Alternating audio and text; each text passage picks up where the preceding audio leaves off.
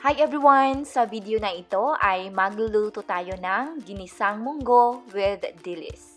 Napakasimple lang itong lutuin, madaling gayahin at masarap. Alright, so umpisahan natin sa mga sangkap.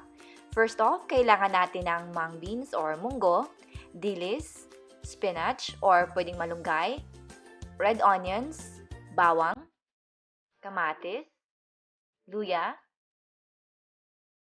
soy sauce, vinegar, oil, at saka tubig. Yun lang. Alright, so una nating gagawin ay lutuin muna natin ang munggo. Gamit ang isang pot, ilagay natin ang munggo at make sure na hinugasan nyo ito. Then lagyan ng tubig, lutuin on medium heat for 50 minutes. And then iset aside natin yan.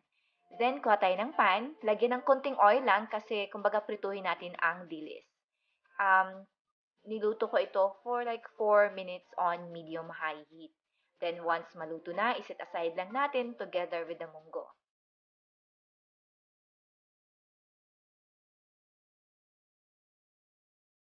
And then, kuha tayo ng pan or the same pan, lagyan natin ng oil kasi gisahin natin ang onions. Una, red onions muna. This is on medium heat. Ginisa ko ito for like 3 minutes. Yung kumbaga mag-translucent lang yung red onions. And then, ilagay natin ang bawang. Gisahin ang bawang for hanggang sa magiging kind of golden brown. And then, kamatis. Ganun din sa kamatis, kailangan muna natin yung lutuin. Then, ilagay natin ang luya.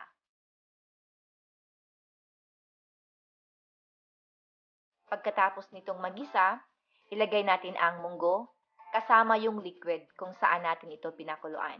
Lahat ng liquid na meron tayo dyan. So, siya nga pala, lahat ng ingredients at lista ng exact measurements ay nasa description bar below. So, yan, inalagay ko rin ang soy sauce. Hinalo ko lang ng konti. Then, after that, lagyan rin natin ng vinegar. Sa vinegar, after mailagay niyan, huwag nyo munang galawin or i-mix for about 3 to 4 minutes or hanggang sa kumbaga mag-simmer na siya. And then, ilagay natin ang dilis. Ihalo lang natin yan. So, kung gusto niyo pa ng mas masabaw, pwede kayong magdagdag kasi pwede niyo pa itong ma-adjust. Okay? Then, after ma-add ang dilis, ilagay natin ang spinach. So, lutuin natin ang spinach for another 4 to 5 minutes.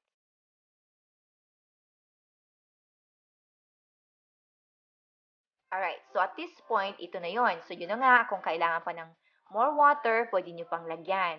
Pero kung gusto nyo ganito lang, ito yung gusto ko, yung hindi masyadong masabaw, pwede na kayong mag-stop dito at pwede nyo i-adjust ang lasa nito. Alright, so yun lang. Ready na and enjoy! Thank you so much for watching.